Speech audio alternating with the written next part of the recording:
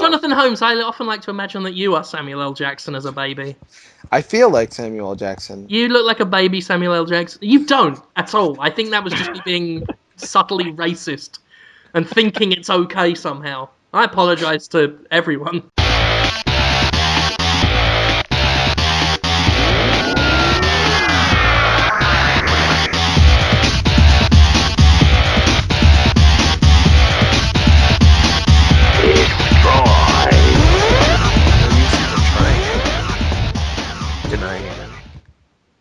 Can I be better? Should I sound so good? Hey, we can always be better in life, Jonathan. Striving to achieve our goals. Learning new experiences. They say you can't teach an old dog new tricks. But Jonathan, you are my old dog. And I could teach you a fair few tricks. So many people are shipping us, Jim. And I can't... It boggles my mind. Mind, so boggled. Shipping. Well, you know about it? Shipping? I know about shipping. That's short for, I believe, relationshipping. I didn't know that! I know a thing or two. I read TV tropes.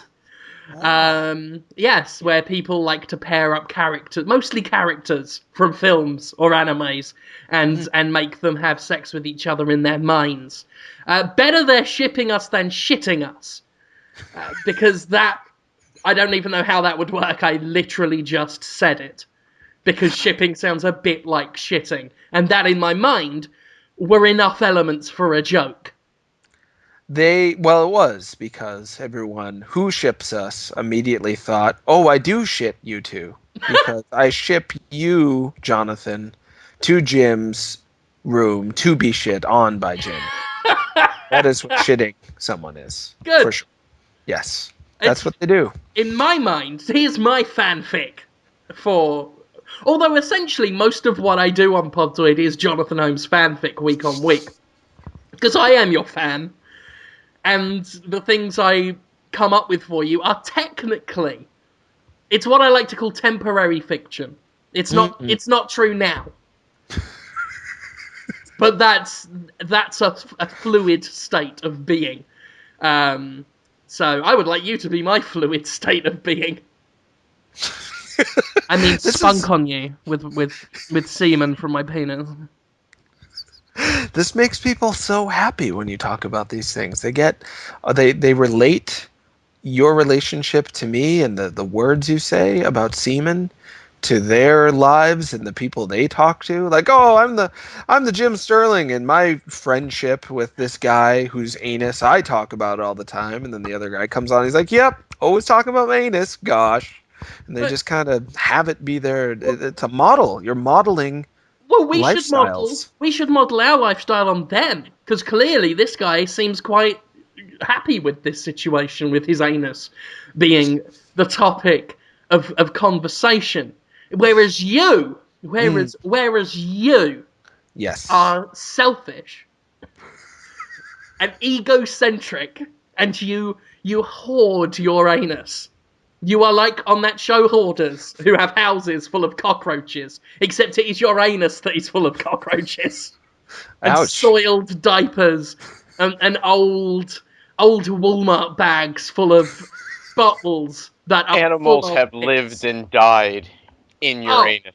Oh yes, there is a cat.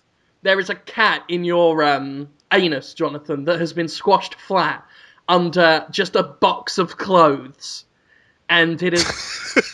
And it's how big is my anus in your mind? Desiccated husk, just with all maggots on it, and the maggots are dead because nothing thrives in your barren anus. And there's an old fat woman in your anus with one leg, just going, I don't want to die, I want to eat snack melts. She's the hoarder? I'm ashamed to have my daughter around. She sees the state of the house I'm living in. How big are these people in cats and boxes? Oh, Jonathan. Regular sized? There are 50 rabbits, and they poo everywhere. They're normal. They're not like a millimeter long. No, they've all got myxomatosis. They've all got weepy eyes and scabies. It's not true, anything you're saying about... Again, temporary fiction. Mm. It's not true now. That's such a threat. It's not a That is threat. such a way to It's a dream. terrify others. It's a dream. It's I'm a dream merchant, Jonathan. I sell whimsy and grand design. I'm kind of like Jim Henson, but instead of Sesame Street, it is your asshole. Street. Yeah, Street. Labyrinth, even. Yeah, your ass is the labyrinth. I like to imagine that the little girls climb into your ass trying to find babies. Because David Bowie's in there. He's just, what's said is said. You've got to go through my anus and reach the castle at the centre. But not his anus. He considers my anus to belong to him, like his castle. Yes. Yes. Yes. Yes. And there's a little worm in your anus that's just, come inside, have a cup of tea. And the woman goes past that, and then there is a little midgety fella who's like, I'm Hoggle! And a big bear monster that goes, Luda friend. I'm going to go through all of the Labyrinth characters I can remember, Jonathan Holmes. That's a good amount. Don't mix them up with Dark Crystal characters. I don't want to mix them up, Jonathan, with them. Because otherwise, because I'm hoping if we get really quiet halfway through, we can just hear echoing from within your deep, dark bowels. We can just hear dance, dance, magic dance, dance, magic ass. Magic spell on me. That was Conrad, I Tug think. that bladder, make him pee! In Johnny's ass, I'm in Holmes's ass. Wow. Wow. It's bad. It's bad. not. It's my butt. You ever consider this argument? No. Why would you? That's where I'm looking at this from. I like your ass labyrinth. I would like to get lost in your ass labyrinth. Instead of Pan's labyrinth, it is man's labyrinth. It's just a butthole, like most others, I bet. You say it the proper way, because this is the labyrinth special of Podtoid. You go, it's an asshole, nothing. But if you turn it this way, it'll show you your dreams. And again, this brings us back. I am the dream merchant. And I do feel that if our Podtoid fans were to turn your asshole this way, it would show us our dreams. Because most of our dreams as Podtoid fans, because I am a fan of Podtoid, and I like to think I speak for the fan community. I'm in many ways the president of your fan club, Jonathan. And I do believe that all of our dreams begin and end at your whiffy hobbit hole. Whiffy? Yep. What does that mean? Just it whiffs? Yeah. It smells things? Yeah. No, it's just whiffy. You know what's weird about my life? What's weird about your life is when I have you with your trousers down in the middle of the street, doing a handstand while I've just grabbed some random little person that I found, and I'm holding him over your arse. While I've paid him to scream, no! Not the bog of eternal stench! Wow. That implies my butt stinks. I was wondering how long it was going to take us to get to the bog of eternal stench. I really hope it I'll doesn't be stink, honest, my butt. Conrad, I was panicking. For the past 5 minutes, I've been panicking. How the fuck are we going to get to the bog of eternal stench? I don't know how. So I just said it. And I hope I delivered, because the listeners, again, are expecting this, Jonathan. They want me to liken your asshole to Labyrinth's bog of eternal stench. And I hope I've done that. I hope me, the dream merchant, I've brought that to the people. I'm thinking of doing that just as a way of being in life. I'll wear a blue robe with silver stars printed on it. I'll just go around calling myself the Dream Merchant. I'll have a scroll. Well, sure. I mean, you've got to have a scroll just for purposes of legitimizing it. Yeah. What's a scroll say? Just something to unfurl at times, or something to, yeah. It'd be really long, so I'll like throw it. Throw one end of it so it just goes around like a big long carpet. And I go, look at my scroll. sound like David Bowie still a little bit. The Goblin King. Yeah. Oh. It's a good thing I didn't segue because you wanted to talk about the Bog of Eternal Stench. But before that, I was going to say that my life is weird because this isn't the first time I've hung out with guys who talk about anus being magic and a portal to dreams before. Holmes' ass is magic. You know. Never believe it's not so, I think is Watching me finger that hole. It's magic. It's like the long gap between the like lines where I tried to think of something to carry it on. That was my best bit of that bit. I like those pauses a lot. They give people time to anticipate what's going to happen next, and then it's just more. And then, yes, and then it's just disappointment. Because, they like it. It's more of the same. They enjoy that. Yeah. Talk about your anus is very much like Call of Duty in that way. In that it is very much the same and one of the most popular entertainment products of the year. Number 2 on the Japanese charts. Yeah. Black Ops 2. Yeah. Right behind Animal Crossing. And my ass. That's number 3. It's not. I am not what the Japanese public wants. We could make your ass big in Japan. I don't think so. Dude, if Shampoo could be big in Japan, you can be big in Japan. Shampoo the movie? You don't even know. It was a group. It was just 2 girls in Britain. They had a #1 song. Oh, God. Yeah. They had a few, like there were a couple of Fox shows, I guess, that put their music videos, and they were young girls, and they did this like teeny boppy kind of stuff. It was really just... with really common voices. Oh, yeah. They were mediocre in every... We're in trouble. Yes. Somebody's come along and it's burst and bubble. Yeah. Yep. Yeah. And sounds good. I'll be honest, I have been known to listen to it in recreational time. It terrible. Sounds kind of charming and light and, sounds fine. It sounds good, actually. It's direct. Kind of grating a little bit. Really? Oh. Yeah. It's like Jim saying it sounds good. Voices. It's just... It's vile, but I still enjoy it. It sounded good to me. To it. And I can see why that would be big in Japan. I can't see why me in any way, especially my ass. No. Not what you know what they love in Japan. Would you stop talking about your ass, by the way? I will, yes.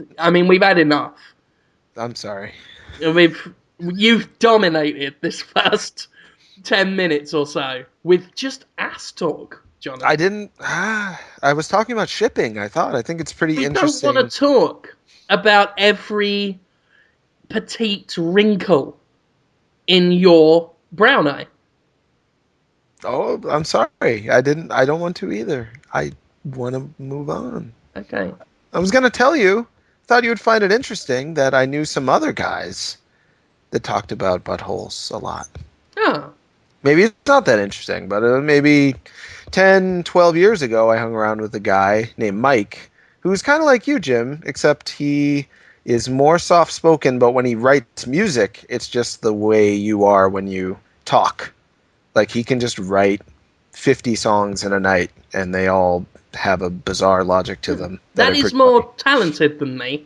The music is troubling. So I'm not going to say it's exactly like troubling. Like he's never gonna be a hit star, but the songs are hilarious. Was he really one half of Shampoo? Is this where the story goes? You knew them all along. He was not, but he had another friend who looked like just a businessman, just a serious businessman. But you give him one Japanese beer, and all he's talking about is cherry red anuses after that. And on one night, he suddenly was like, "You know who sucks? Elton John. He used to fucking sing about anuses."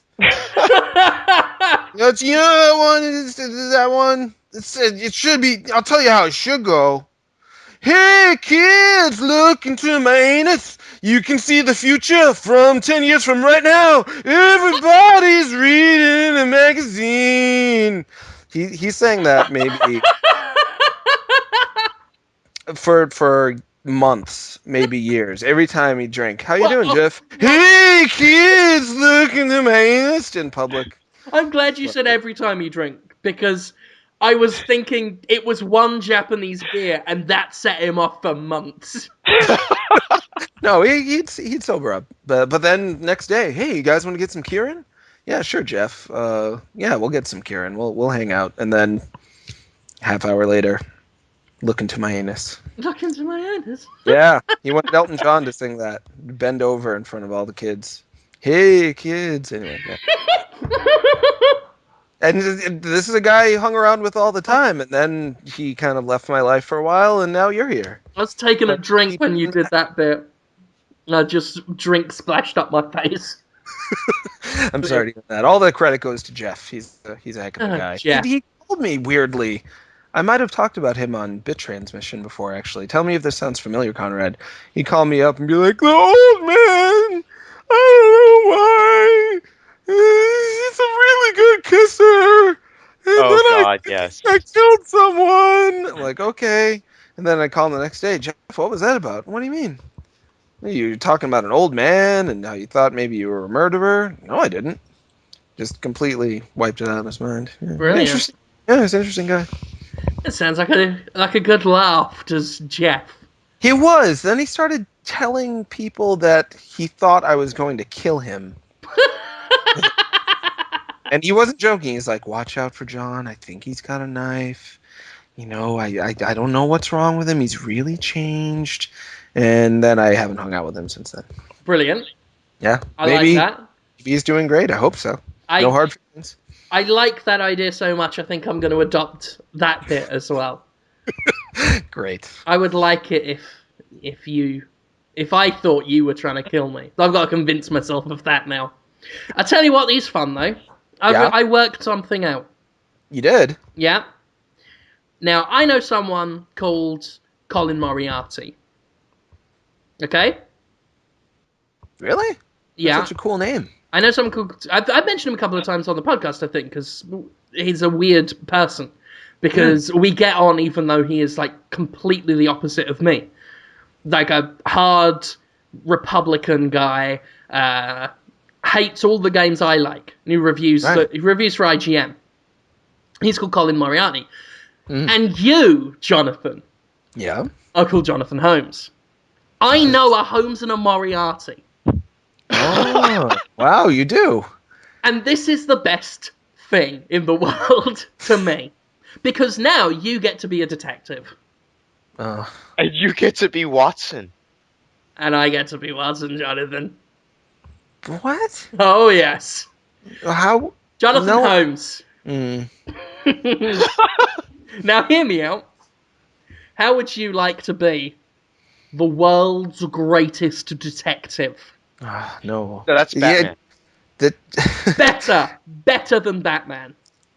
I've had Holmes as a last name my whole life. Yeah. So this isn't a new idea for me. People saying, "Oh, like Sherlock Holmes." I'm imagining after 30 plus years of your life, it's gotten incredibly grating and tiring. You're kind of bored of it, but you should be Sherlock Holmes. This is the ideal time to take it back. Yeah, I've been very sensitive to the idea that you might not like this. And you might be just tired of people making jokes about you being called Holmes, etc. Then I thought, fuck it. I'll just do it anyway. Because unlike those other people, Jonathan, unlike those hussies that go after you for your trinkets, I actually have a right to say it. I have a right to say you should be the next Sherlock Holmes detective, because I know a Moriarty unlike them. I've got your villain. He's we're not going to get along then? He seems like a nice guy, though. Well, I'm going to go up to him after I've had a Japanese beer and say, look out for that guy, he's going to kill you. And from then on, his first reaction will be, well, he's called Jonathan Holmes, I better get busy being the Napoleon of crime. That makes sense. It's That's a what I would logical think leap. too. Yes. If I had an enemy called Holmes, I would find some crime and then be the Napoleon of it. Huh. Yeah, okay. I'll take on Damn Colin right. Moriarty. So- Why not? Life's too short. You gotta try. Yeah, first of all, you've got to go on Twitter and call him a twat. Oh, no, I'm not gonna do that. Well, I'll tell him that you said he was a twat. Just to get the rivalry going, because you need a rich history, like a rich backstory of rivalry. I don't think Holmes and Moriarty were like that. They some would say they even had sort of a weird crush on each other because they were the only equals. I can work with that! Oh crap! Why do I talk? Don't talk. Oh, I'm going to need a bit more than one Japanese beer for that one. Don't worry. I'll get it done. Faint heart, now one fair maid. Or got an IGN and a Destructoid writer to suck each other up. Anyway, moving on. Think about it, Jonathan. The back. I am. I don't want to. Let me sell this to you. Not the Sakano. We'll get to that. But let me just sell you on the idea, okay? Sherlock Holmes, the Batman, aka Val Kilmer, Columbo. Yeah, Peter Falk. He's great. Matlock. Matlock. That was Andy Griffith. Yeah. The Great Mouse Detective. I don't know who that was. I do remember the Great Mouse Detective. Me too. I don't know who played him though. Yeah. Was that the Inspector Gadget? Was that the Get Smart guy or just the guy? Yeah, Don Adams. Don Adams. Thank you. Danger Mouse. Oh, fuck yeah. Yeah, he's good. Inspector Clouseau. Why are you just listing which Clouseau? What is going on? Peter Sellers. Okay, thank you. Because I swear to God, if you'd said Steve Martin, we'd have had to kill Steve Martin. It was tempting just to upset you, but I went Peter Sellers. I'd rather pinch the cartoon version. Oh yeah, I like that. He's a Silent Panther, Yeah. sure.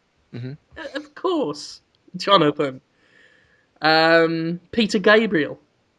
I meant to say Gabriel Knight. Why are you listing different detectives now? Why you do that? Right, just think of all the great detectives that I just... Matlock. Have I said that one? Did mention him. I'll say it again. Matlock 2. Matlock here. What was Angela Lansbury's Murder, She Wrote? It was like Angela Glansbury. Mrs. Murder, She Wrote. It was like her name, except slightly different. Dick Van Diagnosis Murder. I really like Dick Van Dyke a lot. Who doesn't? Now, just think of all those great detectives I've just mentioned. Yeah, they're great. They're fucking fantastic. Yeah. John Travolta from Face Off. Now imagine when people are listing the 100 greatest dicks of all time. Jonathan Holmes. Up there with the greats. I'm pretty lousy detective. I think that probably is a name that does come up often if, you're looking at the greatest dicks in history. The other one. He's a John with a John, might I add. My mother, as you might guess, very quick to point that out to people, that she did not name me after a porno star. Wow. Different names. I can't imagine. Yes. She didn't know. In any case... Yeah. I mean, this is going to help you take that back as well, because then the first thing in people's minds won't be, oh, Jonathan Holmes, you mean the porn star. It'll be, oh, Jonathan Holmes, you mean the world's greatest fucking detective. Being a detective is really hard. You have to research and care, and I don't... No. You don't have to research and care. You don't? No, because I've already solved the case for you. I'm your Watson. I'm doing the work. I'm like the Penny to your Inspector Gadget. Okay. I've already sorted this out for you. How would you, Jonathan Holmes, like to be the man who solved the Black Dahlia case? Sure. I saw some of that movie. Brian De Palma. For those Even who when don't he's know, bad, he's good. Yeah. For those who don't know, one of the greatest unsolved cases in American history, from the 40s, I think. Mm-hmm. That's when LA Noire was set. Mm. A woman was found dead, cut in half. She was nicknamed the Black Dahlia. There were suspects, never found out who did it. Until now. Until Jonathan Holmes, the great mouse detective, steps up to the plate and solves it. Did I solve it already? Yep. I did. That's what you're going to tell the press and the police anyway. When you call a press conference to announce, you know who killed the Black Dahlia. You have cracked the Black Dahlia case. Okay. We call everyone in. We've got press. We've got people from Fox News. We've got people from CNN. We've got the chief of police. We've got Commissioner Gordon. We've got Columbo, or at least the man who plays him, if he's still alive. I don't think so. I think Peter Falk's dead. Well, Yeah, he's not with us. we'll get Monk then. Tony Shalhoub. Yeah, we'll get Tony Shalhoub. It's the best of both worlds. We'll get them all in. We'll get mothers and fathers, families, children. They can bring their pets if they like. To Val Kilmer's Family Black Dahlia Reveal Showdown. What? Why would you want to return to that idea? I don't. I just thought it was funny. No, you call a press conference. I will come out and say, ladies and gentlemen, we would first of all like to announce to the world that crime better sleep with its cock in its pants. Because Jonathan Holmes, the greatest mouse detective in the world, is on the fucking case. He's going to stick his oily chunder in the puckered spice hole of villainy. This is you talking now, as Watson. To CNN and NBC. Yes. Looking very seriously into the camera, swearing on live television. I'll have a monocle. I'll have a monocle and a pipe. And I'll say he's going to stick his slimy chungus. Is that a penis? I don't even know what a chungus is. In this context, it is.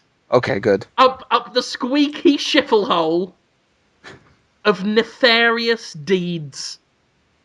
You idiots.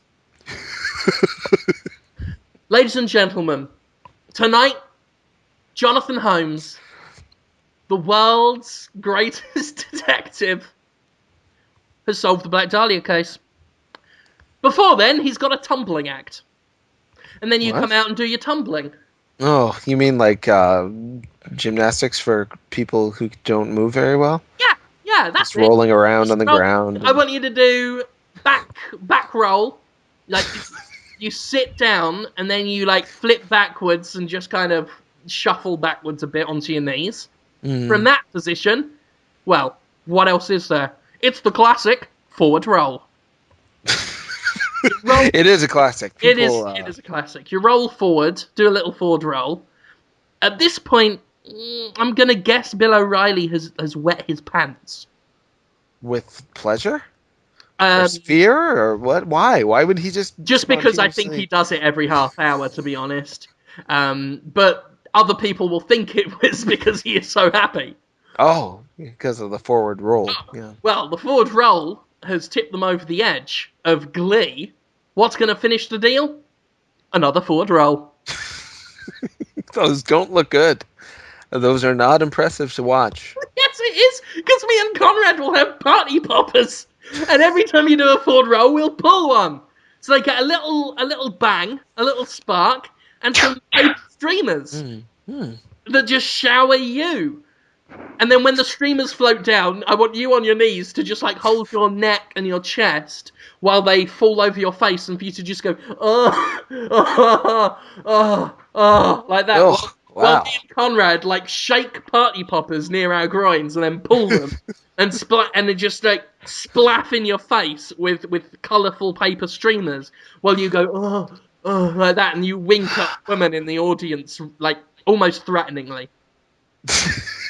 Is that to show them that I know that they like what I did? Because they don't. No one wants to see that. Well, if no one's convinced, by the time the third forward roll happens, I think they'll be quite impressed. No, this is going to upset a lot of people because it's a huge press conference about something people have been talking about for almost 100 years. And I'm just rolling around on the ground, very full of myself. Yeah, it's not, doesn't go over well. No. For another 100 years. What? I thought that this is what CNN says at this moment, right? They're doing a live thing, and they say, I thought we were here to to solve the Black Dahlia mystery. We're also getting fucking tumbling. This is amazing. No, they're not. No. No, they'd be... This is the BBC. That's Jonathan Holmes there on his 14th Ford roll. It's fine form. Excellent execution. There's a lot of balance there. We don't know how many streamers that his assistants, that's Conrad Watson and Jim Watson, have to shower him. But as you can see, they're spaffing it in his face like Technicolor cum, and he's lapping up every milky inch of it. This is the BBC. That's world renowned. Yeah, you can tell because it's so classy. Yeah, Her Majesty's British Broadcasting Corporation, Auntie Beeb, as we expats call that. That's the 18th Ford roll now. They wouldn't know. Jonathan Detective Holmes, who has been unveiled tonight as the greatest mouse detective in the world, has yet to do another back roll after the first one. But oh my god, oh my fucking cunting gravy, he's doing a jumping jack. Those are not that impressive jumping jacks. It's just a rotation of 5 jumping jacks now, and is that yes, it's an attempted half cartwheel. Oh, I can't do those at all. No, you can do the attempted half ones because as experts in the field of tumbling know, the attempted half cartwheel is that one where you just kind of put your hands on the floor a bit and jump in a small semicircle and then stand back up and do another jumping jack in case anybody noticed how shit it was. And excellent Ford roll number 19. No. Excellent.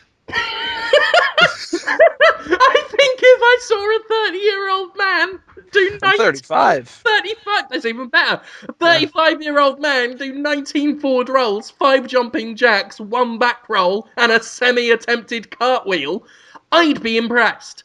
I'd call that excellent.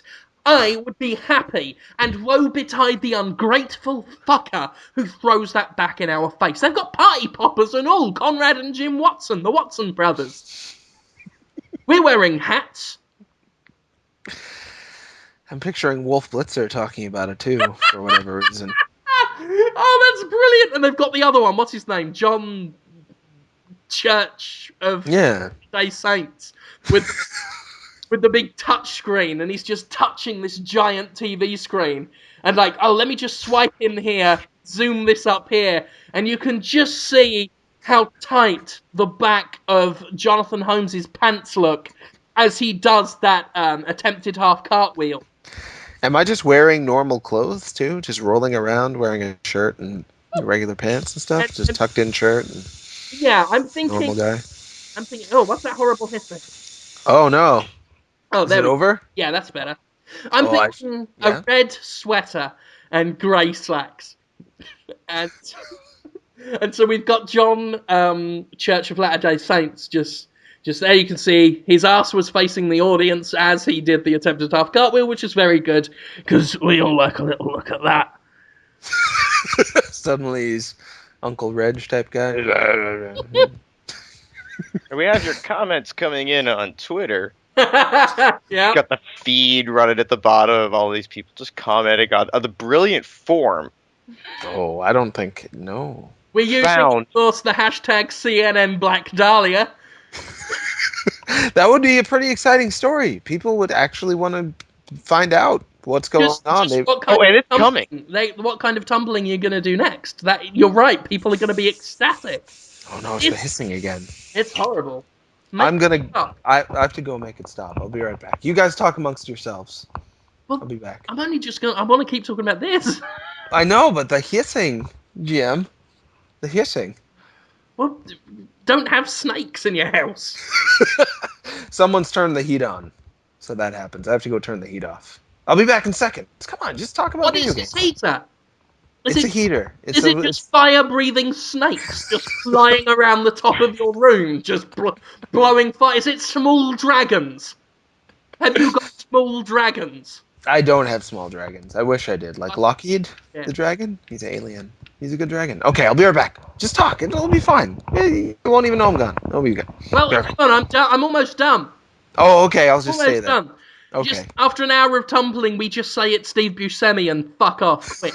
It's not even Moriarty? No, it's Steve Buscemi, definitely. We just say, it's Steve Buscemi, we have a photo of his face, we say, fucking look at that, weirdo, and we run. You know, and even if he didn't kill the Black Dahlia, he's killed somebody. Yeah. So it washes. He was flying Con Air for something. Oh, I forgot he was in that. Wasn't he? God, that movie's so good. Yeah, what a weird movie. Who was that? Was that Bruckheimer? Bay or Bruckheimer? It wasn't Bay. No. It might have been Bruckheimer. Might have been. Yeah. Yeah, who gives a fucking shit? What happened in video games this week, you guys? It was Bruckheimer. I thought it was one of those two.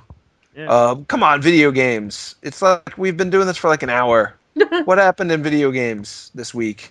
It's exciting. Talk about. Terrible week for video games. It's been slow. I mean, we had such a busy week last week. I did very little work today. I felt awful, to be honest. I had a really bad night, so. Oh, sorry to hear that. Did very little, which felt good. It felt good to just watch like In-Betweeners on Netflix for a bit and watch a lot of pornography on the new television because it's a smart TV and has a really good browser that can play videos on sites unlike my phone and the 360 and everything. So I was like, well, fuck that. I'm going to watch a lot of pornography in high definition so you can see, cats' bite marks on women's hands and things. There was some news. I'm certain it was a cat's bite mark. Whoa, 490 comments on your number one reason why story, Jim? It was Good like grief. 300 when I last saw it. Whoa, yeah, it's 490 as of last refresh, which was about an hour ago. So that happened. It's fun to have people talk about things and continue to say the same things that they say. People might be moved by some of that. They might have been hearing it for the first time, but for us... It was a very nice little movement that happened on Twitter. Well, I say little. It sounds Huge. almost patronizing. It was fucking big. It was... it was positive to see. It was... even for myself, who has certainly been trying his best to not overtake the issues, but try and just talk about them a little bit, about gender issues in gaming. Just to try and, help, do what little I can to make things a bit more welcoming and more enjoyable for everyone in the video game industry. Because if you really love video games, that should be your end goal. Is to just have as many people enjoy the stuff you enjoy. I don't get the people that want communities to be... And it's not just gender stuff, it's about anything. It's about, from people that hate bands when they sell out because everybody knows them and stuff. Oh, sure. I don't get anyone who wants to keep their stuff to themselves. I find that selfish and just being a very bad fan who doesn't want the best for the thing they enjoy. Sure. Why wouldn't you want your favourite band to be successful? I don't get it. Well, but, back to the topic, it was, even for myself, as I say, who's been trying to cover these issues, it gives it a sense of perspective and an identity that I don't think anyone can appreciate until they kind of see it in full force, Sure. Yeah, and it was great. Oh, it's the hissing. I gotta go turn it off, guys. Go turn it off. Talk with Conrad about gender. I'll be right back. No, don't talk with me about gender. Hello, Conrad. What is your favourite gender? Oh, God. No, I know you like to to stay out of it. Which Well, I is do like to stay out of it because fair enough. it's not. I just don't feel like I have anything really to contribute to it.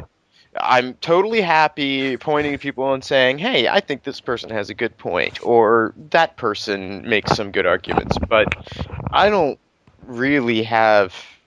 I would like very much for things to be at a point where everyone's happy and accepted a long time ago that that's never, ever, ever going to happen. It'd be great if it works out that everyone's really happy in this situation. And one day maybe that can happen, but I don't have a solution, and I'm perfectly happy to listen to other people and not stick my nose in where I don't think it's welcome. Yeah, promoting other people, but not claiming to know yourself makes a lot of sense for me in this situation quite a bit. I'll chime in, but I don't want to be a loud voice in that. I'd rather help other people's voices to be louder. And I did want to say before people misunderstood me, I'm not sick of what the people tweeting number one reason why are saying, but the conversation that comes from that, I am kind of exhausted with a bunch of people saying, oh, they're just trying to get attention and complaining, and men have problems too, and then other people saying, yeah, but you can't really compare because, you know, some people are privileged and others aren't. And they say, no, I'm not privileged. I've been made fun of my whole life. And blah, blah, blah. Just, that whole circular argument. I get that I can get Oops. that. I can get it. It's the same as with me in the old review discussions. You always see the same arguments, and it seems like no one ever wants to reach a consensus. I always feel bad complaining that I'm tired of it, because for some people that is what they do every day, because they feel compelled to do so, or they're involved, or, you know, they're personally affected by some of the real shit that happens in the industry. And it feels a bit, I don't know what's the word, callous, I guess, to say that you're exhausted, to say, you know, oh, I'm tired of this, when you got to wonder how the people who are in the thick of it constantly feel. Mm-hmm. You know, it's absolutely that they stand on their own 2 feet every day is remarkable, I reckon. I mean, hell, just for doing the article I did, which was kind of neutral, really. It was just saying, you know, hey, maybe we could not be so abusive to each other. I was subject to some abuse for that. But even then, it's like, I still feel incredibly fortunate that all I got was the little amount I got. As hurtful as the people tried to be, it was still nothing compared to what a lot of people were getting from it. Mostly because, as a male gamer, I seem ineligible for most of the rape threats, which cuts out about 95% of the abuse, really. Yeah, as a male writer, you know, I don't get half as much shit, you know, and I still get a lot. And the fact attack you for any other thing they can, but and the fact I'm grateful for that, I think says a lot. But it's like, well, I get shat on pretty much every day, but it's still absolutely nothing in the grand scheme of things, when really it shouldn't be. If the worst this industry got was me being called fat a bit, well, I say a bit, a lot, but if that was the worst, then this would be a fantastic industry to be in, I think. But it's not that way. I mean, it's still a fantastic industry. I think I liked that they also had the number one reason to be, and the number one reason mentor tags as well, because there was a lot of positivity going around yesterday as well. Which is, again, good to remember. That it is still a fantastic industry, but there is a lot of shit wrong in it. And if you if you're really a fan of the game industry, you should want to not let it stay the way it is. I was saying this about other subjects yesterday as well, about, you know, complaining about when there's a bad game on a exclusive to a particular system, but fans of that system defend the game because they feel like they'll lose something if they admit it's shit. When it's like, if you're a true fan, you should actually be angry that your system's being insulted with a really shit game. When I saw people defending Call of Duty Black Ops Declassified just because it was on the PlayStation Vita, I'm like, no. That game makes the PlayStation Vita look shit. You should be angry at the game for that, not pretending it's good. I don't know, but whatever. Yeah, you know how people are. They get invested in weird places, and they want things for reasons that aren't particularly productive or rational, and then they start getting real mad about stuff that's not really worth getting mad about. And they don't want everybody to like video games and have a place in video games. A lot of people, video games is their thing that they define themselves by, and they define themselves by not being like women or older people or younger people. So if anything's for a woman or for an old man like me or a young man, then it sucks. Now all those games suck and should be destroyed, and everyone who likes them is a loser. Because they define themselves by not being like that. It makes them feel special, I guess. It's kind of weird and sad. Yeah. Or they define themselves by having the Vita, and everything on the Vita has to be great. Therefore, great game, declassified. It's awesome. Yeah. Or when it's like, I mean, the PS3 online capability is objectively shit. It factually takes longer to download a patch for a game on a PS3 than it does on an Xbox 360, but you get people saying, no, it's just your internet connection. It's like, fucker, I've got all the systems here. I'm downloading stuff on them all the time. One is slower than the other. It's not my connection, dickhead. And I see that as enabling. They're just enablers, who are excusing bad behaviour. Oh, same is true for the other companies, people who defend Xbox Live subscription fees, or think every time you suggest that maybe not every Zelda is 100% perfect, you're part of some secret pact to demolish Nintendo from within.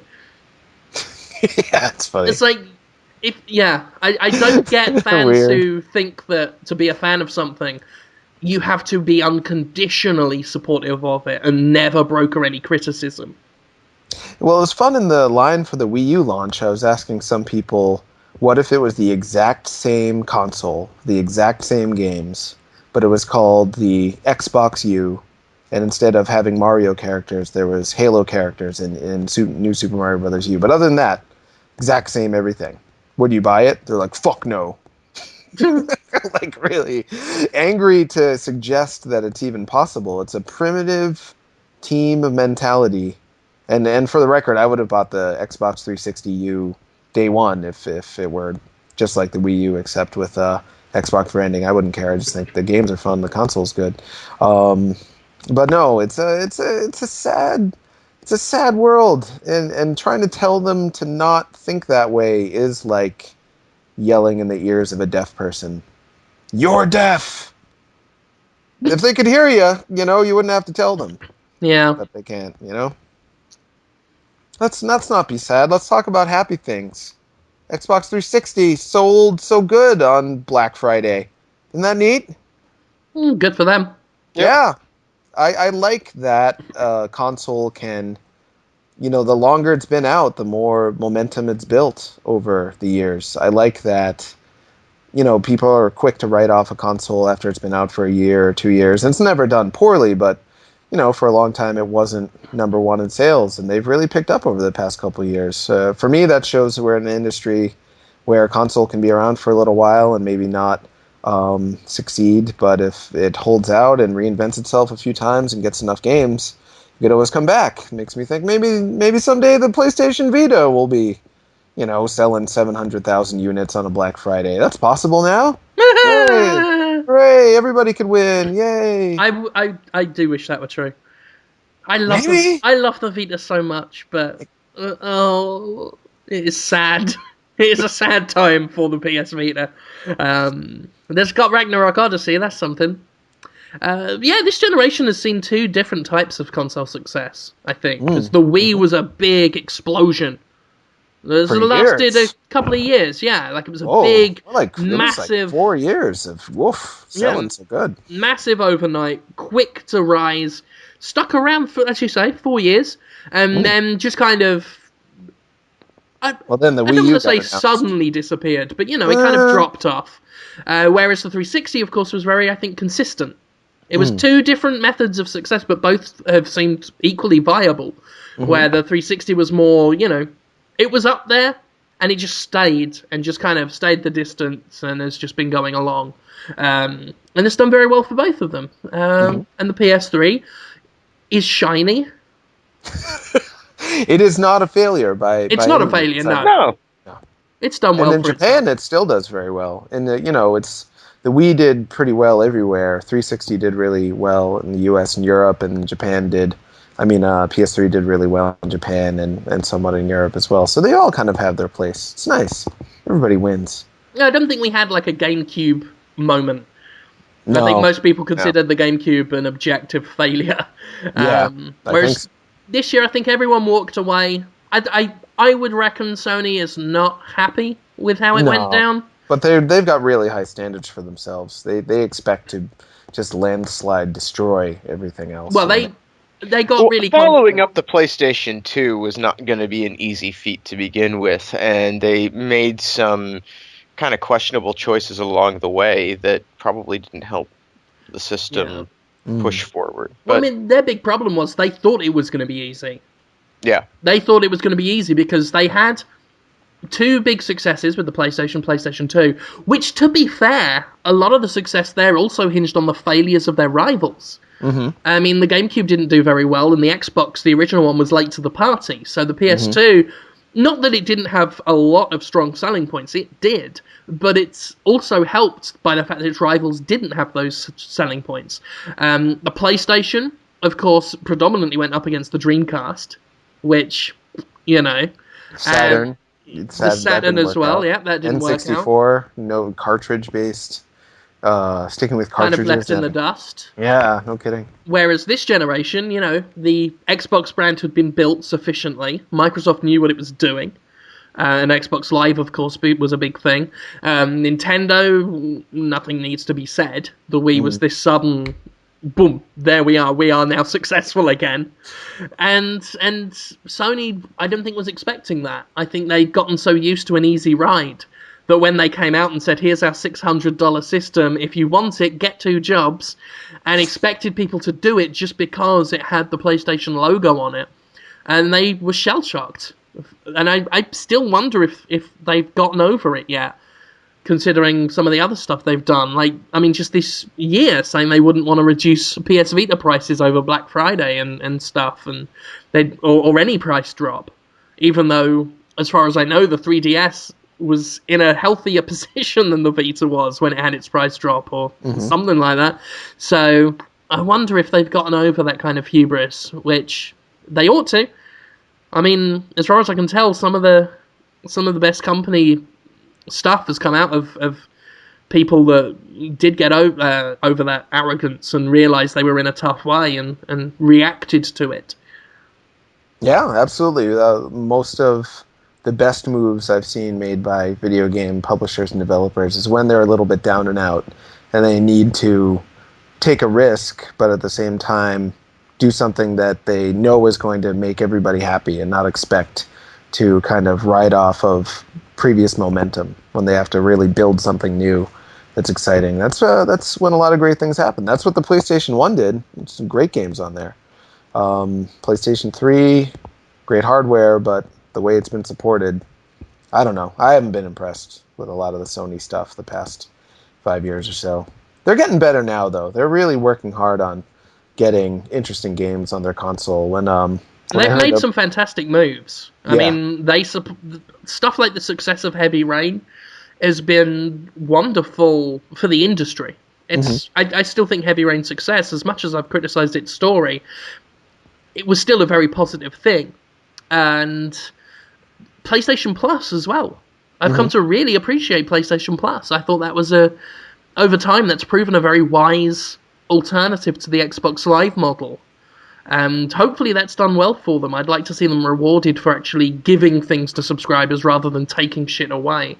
Yeah, I don't think so. The way that Xbox Live has... It's going to be very unpopular for me to say this, but if you look at how cults are designed and how Xbox Live is designed, it's pretty similar. They really got a kind of way of worming into people's brains with Xbox Live. It creeps me out. I've been meaning to write about it. People get so mad at me when I say that, and that's another aspect of it. It is true. Yeah. It is true. Jim Jones charged people $60 a year to stay on that island. It's a weird sort of And very much like Xbox Live, everybody was upset when there was scheduled downtime. Well, I'm pretty sure Charles Manson made everybody look at advertisements at all times. Yeah. Plus, he justified what he was doing because it came with Twitter and Facebook. I'm picturing Charles Manson with a swastika on his head talking about Twitter and Facebook. That'd be pretty cool. The hissing's gone now, right, guys? Oh, yes. Oh, yes. That's good. I feel relieved. Well, what do you want to do now on the show? No. We can do whatever you want. No. Dafoe is still a strong force on Miiverse. Oh, God, it's only going from strength to strength. Hundreds of people every day getting a load of all the Dafoe pictures on the Rabbids Land Miiverse. Yeah, it's settled nicely into mostly pictures now. There was a lot of text before, but people have given up on that. It's like, let's just put Dafoe's face on something and make a joke. There's been some great ones. There was a Wii that someone did, a console with Willem Dafoe's face. Oh, that is a good one. Growing out of it, the Willem Dafoe. There was a foot, and the big toe had his face on it, and it was Willem's da toe. It was a good one. I did, yesterday I drew Battlefoes. Oh, I saw that. That was great. There's a lot of good stuff going on. What was the one you did recently? Late last night I did Willem Darfur or something like that. I put his face in the Sudan, and it was like Sudan, Ethiopia, Darfur. Oh, that is tasteless. Yeah, well, he could be on Darfur. He could be. He could be. That's what I said. Yes. Temporary fiction again. One day we'll do a charity drive. Send Willem Dafoe to Darfur to entertain the children there. The children with their AK-47s in their hands. They'll be cheered to see Hollywood's favourite actor. I'm picturing what he would say. Hi, kids. Yeah. Oh, hi, guys. Pretty much it. Then he'd get really awkward, and it would be very clear he didn't want to be there. Hi, kids. But yes, again, if you're a fan of Podtoid, and you love Willem Dafoe, and who doesn't, then do go to the Willem Dafoe... Oh, you almost just said the Willem Dafoe Miiverse community. It's the Rabbids Land Miiverse community, which we've turned into the Willem Dafoe Miiverse community. You just go there, scroll down. No one else is using it. Just some lazy people who are like, is this game good? Oh, no. No, it's not. It's mediocre. Now, fuck off if you're not talking about Willem Dafoe. I get so angry if I see someone who's drawn a rabbit or says, I like this game. Fuck off! Off topic. We're talking about Willem Dafoe, you slimy heathen. I wonder what Ubisoft, who must be keenly aware at this time that Podtoid is more of a driving force on Miiverse than their game is. I wonder how they feel about that.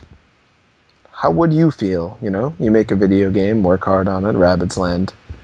It's got its own community on the Wii U, and then all of a sudden, just Willem Dafoe instead. If they're not grateful, fuck them. That's the most play that game's gonna get. I want a thank you card from Ubisoft for that. That's my gift to them. I hear the Funky Barn Miiverse community is excellent as well. I've not been in that one yet. Oh, it's not bad. It's a lot of pictures of barns and funky and people using the word funk in place of fuck. Oh, of course. Like, do you want to funky my barn and that sort of thing. I think Giant Bomb said something about Funky Barn, which has people loving that one too. So podcasts are kind of taking over the worst of the Wii U Miiverse communities. It is interesting because with some of those games, it's like A, who's going to be talking in there, and B, what can be said about them. So it's like, well, we might as well. That's why I picked on the Rabbids one. Pretty much, it was one of the first things I did in Miiverse, because I was like, even though I made a joke and it sounded insulting to Rabbids Land, it is true. There is no better use for it. Well, what do you say about Rabbids Land? It is some mini games. Well, you've seen what people say about it when they try. They either just draw a lame, shitty picture of a rabbit, or they say, "Is this game good?" Fuck off out of here. If you want to know Some if of the those- game's good, go on Twitter where you belong. I do have to just some of those rabbits pictures are pretty well drawn. They're shitty because they're not Willem Dafoe. They're automatically. I think one of them was Willem Dafoe, though, That's in true, a one of them rabbit's outfit. I did Yes. that one. I did. Oh, I did Rabbids Dafoe when I. Because at first I was trying to keep this pretension going that I was still staying on the Rabbids topic while being subtle, and then I thought, fuck that, and then we just did Willem Dafoe drawings. Yeah, I wonder how long it'll last. People are already saying, "Oh, Miiverse, it's popular right now, but in a few months, people are going to get sick of it." I'm not so sure. I think that the amount of entertainment you get out of it compared to how much you have to put into it, I think that ratio is going to stay pretty good. It's going to stay in the favorable zone for a bit. Well, here's another benefit to picking on the Rabbids Land community. Yeah? Long after most people have gotten bored of Rabbids Land, long after most people have gotten bored of Miiverse, we'll still have that. If I'd taken over the Call of Duty one or the Mario one, that would have... People's interest in Mario would have outlasted people's interest in Willem Dafoe. Sooner or later, that Rabbids Land community, the people asking if the game's good or drawing rabbits will long die off. And then it will be 100% Dafoe.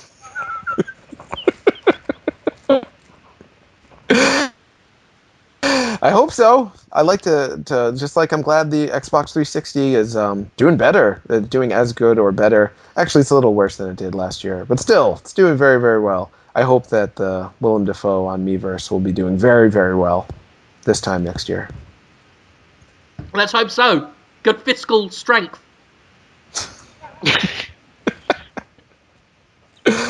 I've been scared to do my GameCube commercial idea. Why? It's so important to me. Like, it really is the summation of my life up until this point. And if I do it wrong or if people don't like it, it's gonna be hard for me, guys. It's gonna be tough. But I can't just sit on it forever, right? No. That's right. I've got to give it a try at some point. I at this point, again, the PodToid listeners are expecting me to seize upon you saying I can't sit on it forever. And let it just be noted, I have addressed that now. You can add your own jokes to that, but I just want it stated for the record that it's been addressed. You mean like sitting on your lap? On my penis, specifically. In your anus, or if we're being a bit more fantastical, you've got a vagina for the purposes of this discussion. I mean, you could also be sitting on his fist. You could be doing that. Whoa. I mean, the act of sitting doesn't preclude anything, really, from being up your jacksie.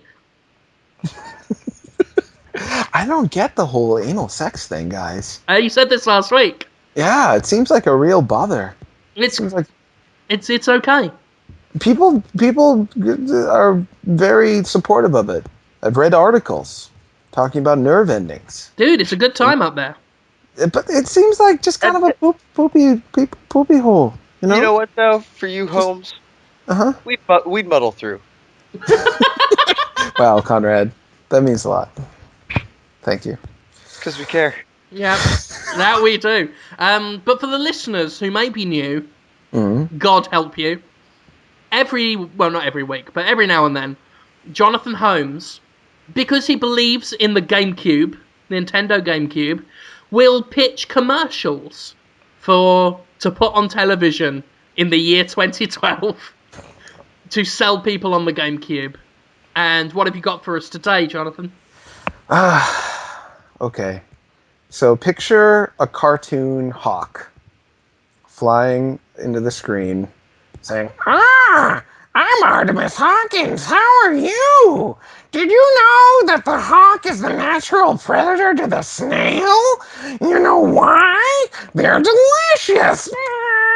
And he's just eating these snails. And then... Of course he does. Yeah, and then a theme song goes, snail trails, snail trails, snail, snail, snail, snail, snail, snail, snail, snail, snail, snail, snail, snail, snail, snails. Now, is And this it turns playing the out, whole thing? You're just watching the hawk eat these snails the whole time this song is playing, or is Mhm, there? Okay.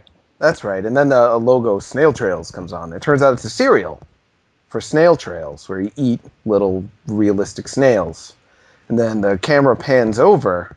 Remember, this is my life's work. Yes. This is everything I This am. is your Magnus Opus. It is. If you take a close read on this, you will see everything I am as a being. So it pans over, and there's a realistic snail that goes, "Fuck!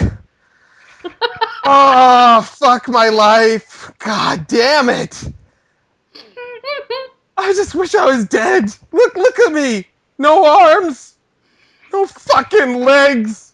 What am I supposed to do? And everywhere I go, there's a trail of disgusting mucus everywhere. I'm a fucking freak. And look at those fuckers over there. And then the camera pans over, and there's some slugs. Dude, what's your gamer score? Fuck that! I prestige 10 times in Call of Duty. Then it pans over to the snail again. Lives enjoying it. They don't Hold even on. have fucking shells. Hold on. Wait, go back. You cut out during that bit when it cuts back to the snail. So it cuts back to the snail. Oh, it cuts back to the snail, Yeah. yes. And he goes, those shits, those fucking ignorant shits living in bliss. They have no idea how fucking bad they have it. They don't even have fucking shells. All I got is this disgusting fucking shell. What am I supposed to live in this shit? How am I supposed to live in this shit? I just wish I was fucking dead. I wish I was fucking dead! And then a GameCube comes down on the snail and crushes it. Then you cut up to J.D. Roth, who was the host of some show about video games in the 80s. He's like, hey kids, J.D. Roth here. I know you're into conking Koopas and saving the princess in the Mario Brothers series, and hey, I don't want you to stop that, but why don't you take a minute? Think about the snails in your life. They all wish they were fucking dead, man. Do them a favor and kill those little fuckers. They deserve your help. And then, the GameCube that he dropped on him flies into the air and rips his throat out. And they freeze frame it right as the throat is being ripped out.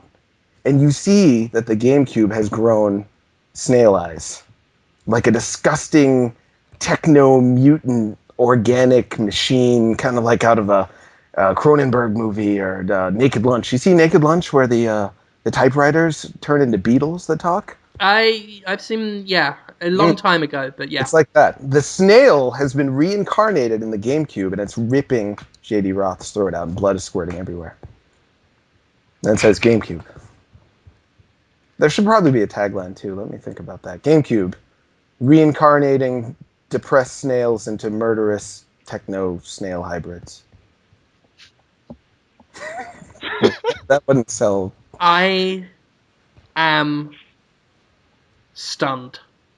It is pretty amazing. That's a good one. That's okay. That is incredible. It will sell exactly 0 GameCubes. But it would be talked about. Holy shit, Jonathan. It's really who I am. 100%. Have we made you this? No. This isn't our fault, is it? No, I don't mean to undercut the importance of Podtoid. You guys are my friends, and you're important to me, but I've been like this for a long time. So long as it's... Well, no, thank God for that. Good, glad to hear that. But, I'd feel guilty. No. I wouldn't be on Podtoid if I weren't already like this. The first episode where you're like, hey, how's your anus? I would have been like, I'm out. But instead I was like, oh, yeah? You want to talk about my anus? Okay. If I had hope and stability... Let's do that for thousands of people. I'll do that. Sure. I've got a job and a master's degree, and if anyone in my work ever hears this podcast, I'm potentially going to be investigated and potentially thought of. Offer to investigate yourself. You're the detective. That's true. I like you, Jonathan. Oh, I like you too, Jim. You're all right. This is why I wanted you on, because you are a fascinating individual. I make some weird decisions. Yeah, Made it's some weird true. divisions. Yeah. Divisions? That too. I make Yeah. some decisions as well. But yeah, that wow, that was incredible. I have a feeling that will be considered a Podtoid highlight. You think so? I really was worried it wasn't that good. It's the most No, fucked up thing you've done since Muddy Buddies. Oh, okay. Well, that's fun. Yeah, I enjoy that. Oh, thanks, Jeff. Yeah, I feel almost awful suggesting that I follow it up with a movie pitch for Willem Dafoe, I think that, why not? but I can do that if you want. I would like for that it. a lot. It's okay. I've had this idea for a couple of days. I call it Blue Eye in the Brown Eye.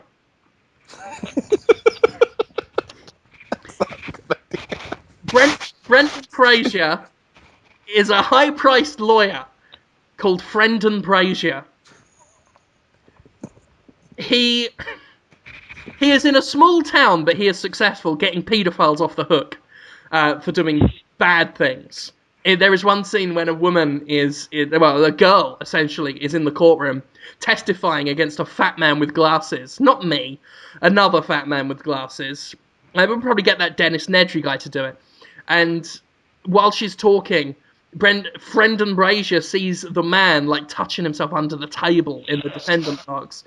And he brings him out and he's like, "Hey, you, why'd you do that? That's bad. I'm not going to defend you because you are an actual pedophile."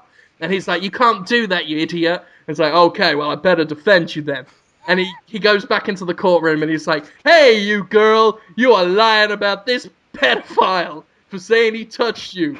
And then the girl is like, "I am lying, actually, I'm sorry." And she cries. And the judge bangs his gavel and says, "This girl will go to prison for 100 years while the pedophile is let off." You winner! Is he like Boss Nass? It is Boss Nass. The Right Honourable Judge Boss Nass de Gunga says, "You've done it again, Brendan Fraser. You're the best one." Bang, bang, bang for the gavel. And Brendan Fraser says, "I am the best lawyer. I'm going to go into the bathroom and look at the mirror and go and wink at myself." And he does that.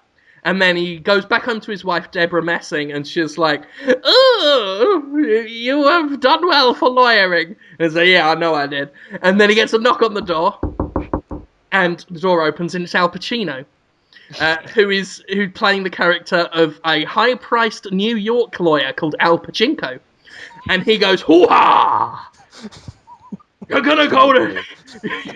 Hoo-ha! You're gonna go to..." I can't do him at all. I can't even half do him. Like, You're gonna go to... No, it sounded good. Keep going. "Hoo-ha! You're gonna go to New York! Hey, Tom! You're waking up my boy!" He is now also Spike from Tom and Jerry. "You're gonna go to New York and be a lawyer with that red-haired guy from Stay Tuned who turned out to be a pedophile." What? Who's that? Jeffrey Jones? Is he in Stay Tuned? Can't remember. This is... I should point out this is Al Pacino, not Willem Dafoe, even though the voices I do for them are very hard to tell apart. Your Pacino's more breathy. It's good. Yeah, you might also think this is just Devil's Advocate, but it's not. That's what Okay, I'm waiting for the point where it's not. Yeah. It's not. It's not. Okay. So anyway, Brendan Fraser and Mebra Dessing go to Newark to start their new lawyering job. And Al Pacino's like, "Oh, hoo-ah! Don't worry about anything that might happen to you that's weird. It's not." And he just goes away. He grows wings and flies to the moon. And at that moment, Brendan Fraser says, "Oh my God, I've got an itch in my asshole. Why is it itching so bad? It's like really raw." And he gets a mirror and looks, like holds it round, a system of mirrors, and looks round and just pulls his arse cheeks apart. And there's a little blue eye inside his arsehole. Whoa. And it winks with a squelch and just says, "Here's looking at you, kid." It's terrifying. It's Willem Dafoe's voice in his arse.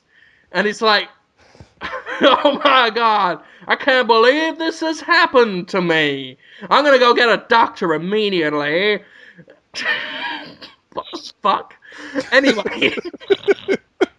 Oh boy, that's how worried he is. I'm gonna go get a doctor, see? So he rings up the doctor and says, Doctor, come over, please. And the doctor arrives. Obviously Val Kilmer. And yeah, he's the new one now. And Val Kilmer comes round and says, Hello, I'm Val Kilmer, the doctor. I'd like to look inside your asshole, please. And he's like, I never said anything was in my asshole. I said, oh, it is in your asshole? Well, that's a jolly good coincidence. Bend over and get a good old look up your goosey shoot, shall we? And he pulls his ass cheeks apart, and the eye is in there and says, Hello, doctor. That's so scary. Why does it talk? It doesn't have a mouth, but you hear sounds, and you just see a blue eye? God damn it. It's scary. At that point, a purple laser beam flies out of the eye and goes into Val Kilmer's eye. And Val Kilmer's like, oh my goodness! I can't believe what is happening to me. This is strange. And that goes on for a bit, about 15 minutes of just a laser in Val Kilmer's eye coming out of Brendan Fraser's arse while he's going, oh no! Rest assured, this is a fabulous phenomenon. And at that point, the eye in Brendan Fraser's arse blinks closed, and Val Kilmer is released from the spell, and he says, oh my word! I saw things! Terrible things! I saw my own death! I saw a tram hurtling towards me! And it hit me! And just as it hit me, I was released! And Brendan Fraser says, shut up, you idiot! That's not happening! My asshole can't tell the future! How is he so sure? Why is he so nonchalant about this phenomena with his... Can he poop anymore? Is he just blocked up by the blue eye? You're asking a lot of questions. I'm very interested in this. The answer to it all is dramatic tension. Because the very next day, Val Kilmer's crossing the street, just going, oh, I was the Batman, and a tram hits him, and he is dead. And Brendan... Yeah. Brendan Fraser's like, oh my god, see? This is just like Devil's Advocate, and also now a bit of Final Destination and or The Ring. More like the ass thing. Does he like wink at the camera after saying that? Yeah. Just like little aside to the audience? Yep. There's a knock at the door, and Danny DeVito comes in. I'm Danny DeVito. I heard that you've got a magic ass. I'd like to have a look at it, please. And then a sure thing, TV's Danny DeVito. I'm going to pull down my pants and pull my ass cheeks apart, and you can have a look at the big old blue eye in my ass. So he does that. Danny DeVito looks inside the arse, and the purple laser beam comes out, hits Danny DeVito in the eye, and he's like, oh. He's happy? Just mesmerized. It's like the blue. It's like the Dark Crystal a little bit. It's a bit like the Dark Crystal. Yeah, scary. With scariest part. With less puppets. I don't know why it's so much easier to visualize a purple laser coming out of Brendan Fraser's ass and into Danny DeVito's eye, but this is totally believable. I'm in it. I can visualize it. I can see it. Wow. Mesmerize me. So for 15 minutes, Danny DeVito's going, oh, like that. Spell breaks, the eye blinks, and the eye says, well, I hope you enjoy dying. Wow. And Brendan Fraser says, he's not going to enjoy dying because my ass can't see the future. He will die. And Danny DeVito says, I saw garden shears. This is amazing. I'm going to phone the paper. Goes out to phone the paper, but then there's Weird Al Yankovic with garden shears and says, I'm going to cut your fucking head off. Yeah. Whoa. Dick. Where did he come from? His head off, and his head all the way, just rolling around, just going, oh. as it rolls away. And then Weird Al Yankovic winks at the camera and says, "He didn't expect that! Hoo-ah!" Spreads wings and flies to the moon. Whoa. How fast does it take to get to the moon? A minute. And after 5 days and 5 more celebrities die in various circumstances. One, I don't know, William Shatner falls off a ladder into a bucket of alligators. Steve Buscemi is wrongly accused of being the Black Dahlia killer and he's murdered in prison. Thanks a lot. And something happens, and eventually Brendan Fraser says, "Wow, I've come to a conclusion. What if my ass can tell the future? And it predicts people's deaths when they look up my Chungus hole." Is he just alone in a room talking? Yep. And when he says that, this laughter coming from his arms. Just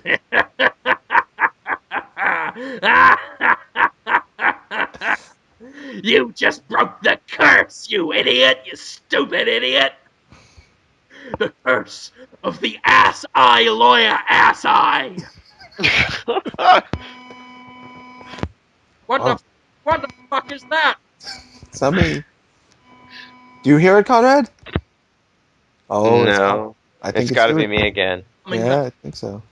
Well, better get this done quickly. I'm right near the end. Okay. "The curse is the shot lawyer from the south will come, you Nork, have a really itchy eye in his ass that'll be with him forever, unless he realizes that something's wrong with that situation. It was a fiendish scheme by old wizards back in the day. But now..." And then the arse starts to split and a big light spills out of it and these 2 hands come out of his arse and pull him apart. Well, Brendan Fraser's like, my fucking ass! Oh my god! And Willem Dafoe's voice just says, "Yes! And now..." And his head comes out and he's got this weird hat on that's like got 2 furry points on it and a really big collar, right? And his eyes are sellotaped back a bit, but it's not racist, don't worry. And he's got a magic staff, and he says, "And now, after 1,000 years, I'm free! Now we conquer Earth!" He's the fucking Repulsor, but Willem Dafoe playing it. And Brendan Fraser said, "But I thought we were on Earth," because Willem Dafoe's pointed up to the sky and there's Earth up there. He says, "That's the twist of it, you prick! It's an even Earth!" Where have they been this whole time? It's not explained because by that time the credits are rolling and going, "Go, go, Power Rangers!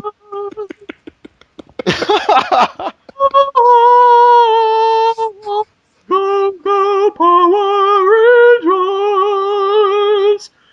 Oh, Whoa! Are the credits going really fast over that slow tune? Rangers! You mighty morphing Power Rangers! Soul! Power Ranger Soul, yes. That was a great idea, Jim. Did you like it? Yeah, I would totally watch that movie. It's pretty stunning.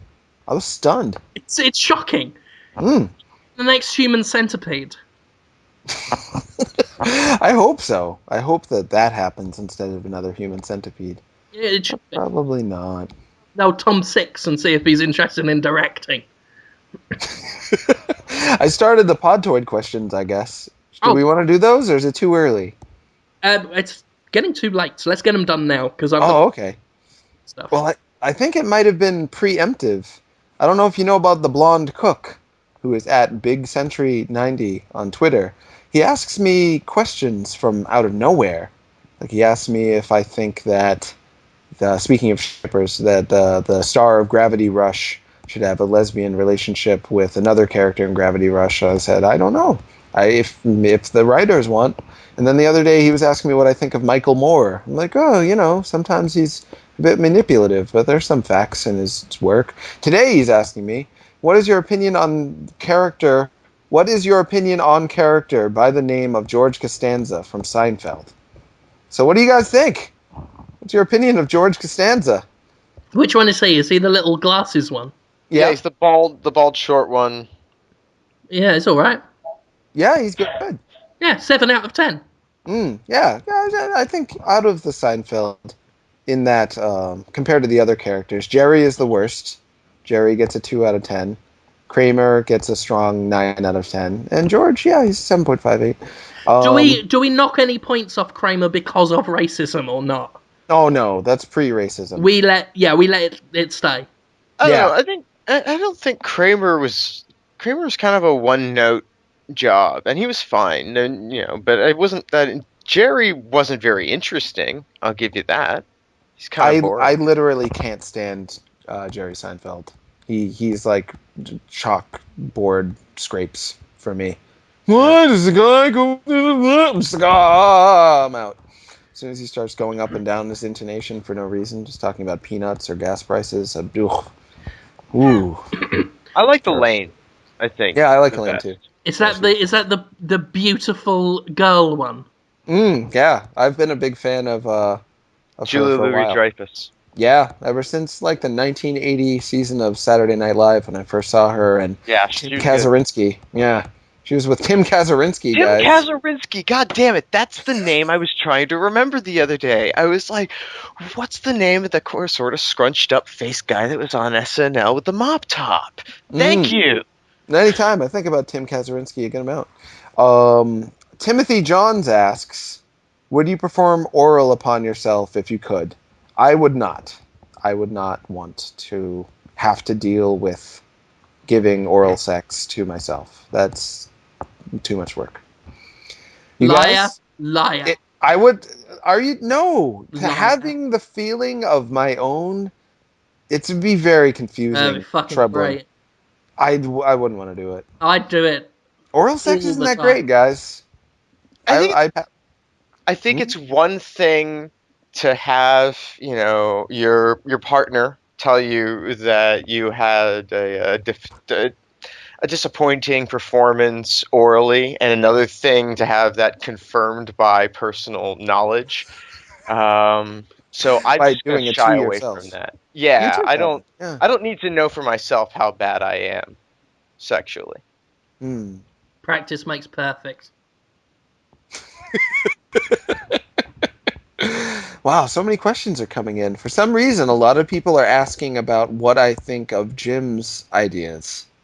That's interesting to me, that people would wonder. Because I think it's pretty clear if you listen to the show what I think of them, but I guess they think maybe I secretly think something else.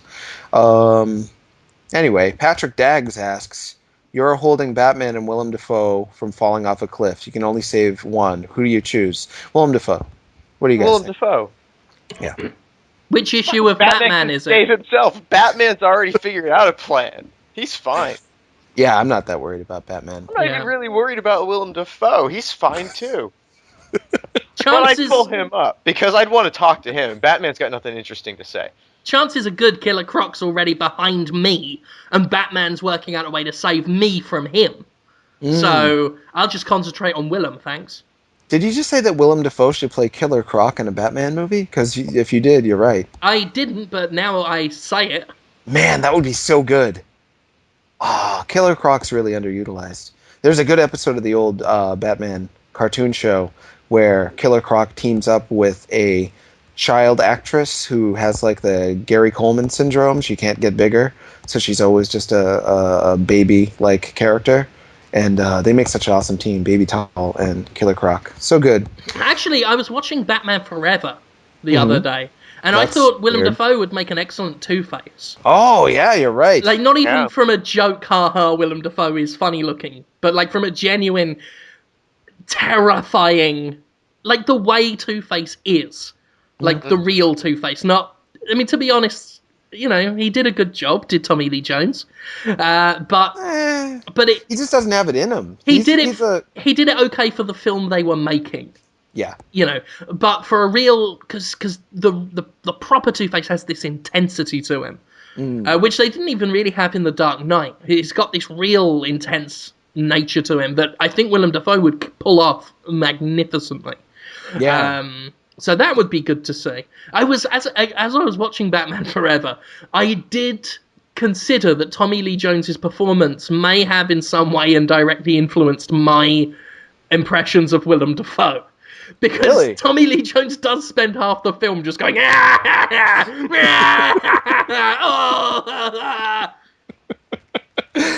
he played it like a 60s. He's gone again. Yeah. Cut out again. Who, me? Yeah, he played it Oh, like no. a 60s what?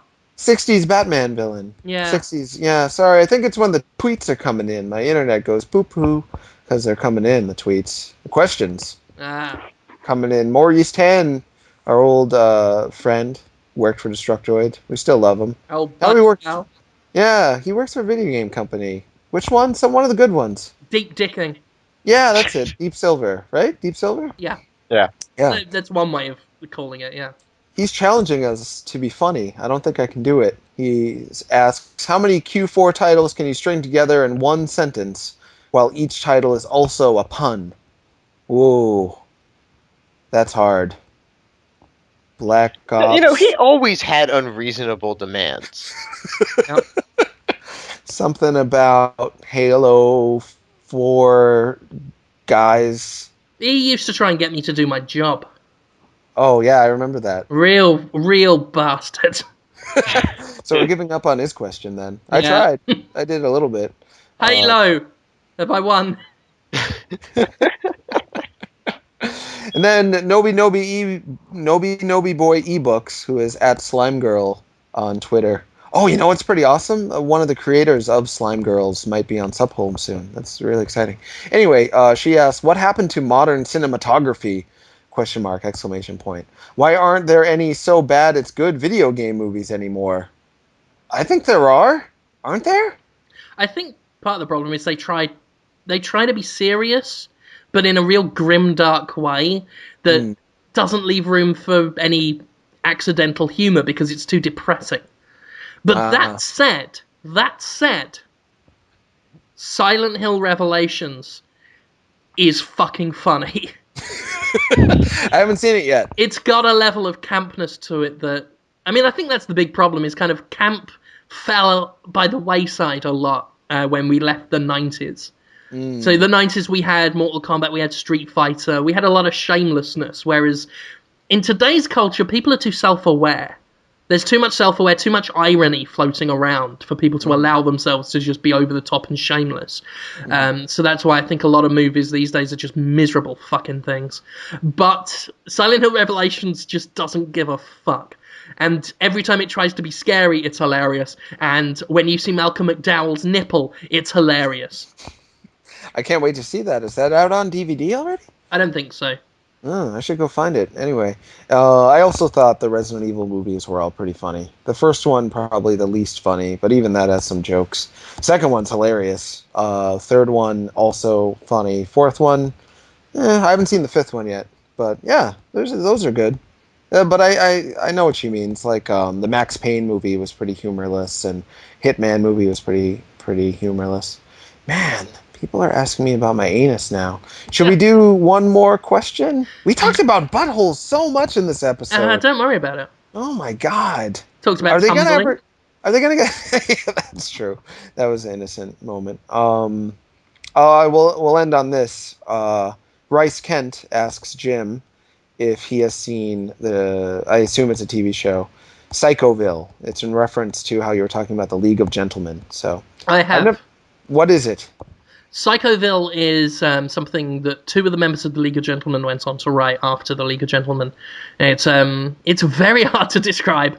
It's hard to describe without revealing the twist, because the twist kind of sums up the show so perfectly. But it's essentially a comedy drama about various eccentric individuals who end up sort of bound together by a single thing. Dawn French is in it. And yeah, there's one of the running stories is about a blind old man who is after the holiest of holies, which is a rare Beanie Baby. And he's trying to get this like one last remaining Beanie Baby, and he's competing against a pair of Siamese twins for it. It's a very weird show. Sounds good. How is it, like a 6-episode BBC type deal, like I The think Office, so. or did it run for longer? I think there's 2 seasons of it now. I don't think I caught season 2 yet. I saw the first season. There's quite something. Oh, I'll look for that. Sounds fun. Yeah. Oh. So we did it, guys. We did it. Another episode of I do need to wrap up quickly because. Oh yeah, let's do it. Let's wrap it up. Yeah. So what are you doing this week, Jonathan? We've got Douglas Wilson on Sup Holmes this Sunday at 1 p.m. Pacific Standard Time, 4 p.m. Eastern Standard Time. He created Johann Sebastian Joust, which not a lot of people have played, but tons of people talk about. Everyone who plays it, that I've talked to anyway, can't stop talking more about it. Really popular with actual developers. It's a game, in case you don't know, we've talked about it on the show before, that uses pretty much just the PlayStation Move without television screen at all to play it. It's a local competitive game. He started the company that made Where Is My Heart, which is a game that we reviewed on Destructoid, gave it a 9.5. It's a strange puzzle platformer, 2D graphics that splits the screen around, and you actually control where the world is by moving aspects of the screen around, almost like moving panels of a comic book around. And changing the story based on that, but he actually changed the gameplay field. It's a really strange, interesting game. He's made a lot of other games beyond that. That's Where's My Heart's on PS Minis, I think, so very few people played it, but it's good. You should go play it. So he'll be on Sup Home talking about being a video game developer, which is a live stream show. And some people think it's Sub Poems. No, it's Sup, like what's up, Holmes. That's what I'm saying. It's the name of the show, guys. Jeez. Anyway, he'll be on Sunday on the Twitch TV channel at 1 p.m. Pacific Standard Time, 4 p.m. Eastern Standard Time. Also, we just put up the podcast version of last week's episode, which was with Sean Velasco, who was the director of Double Dragon Neon, A Boy and His Blob. He was assistant director of Contra 4. He's made a lot of great games. He had some very interesting things to say about game development in general. He talked about how Uncharted 2 made him feel like maybe game development sucked, and he would rather deliver pizza than make a game like Uncharted 2 because he hates it so much. He also talked about Ocarina of Time is evil and bad. Then he talked about how Super Metroid is God's gift to video games, as is Zelda 2. He loves Zelda 2.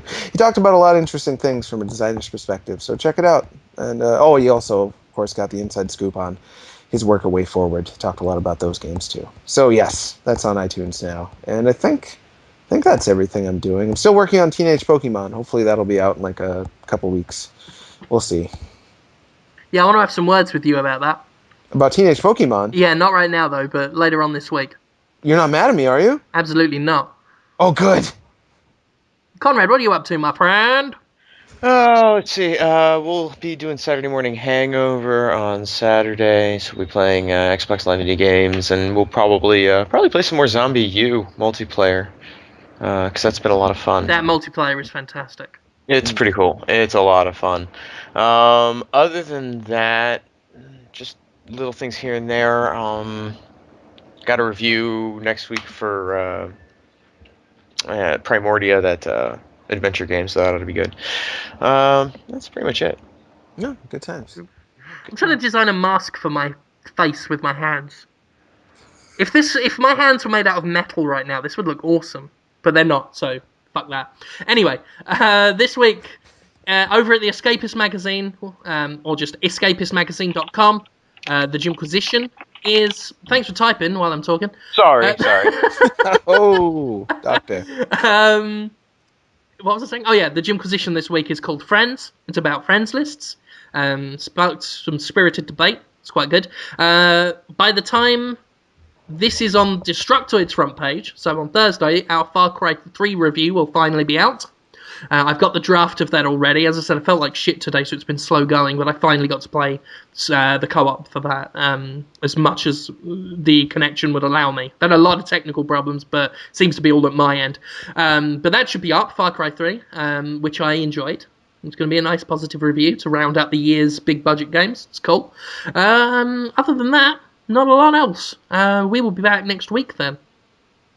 Bye. Yeah. Goodbye, everybody. Yeah. Bye. Yeah. Yeah, bye.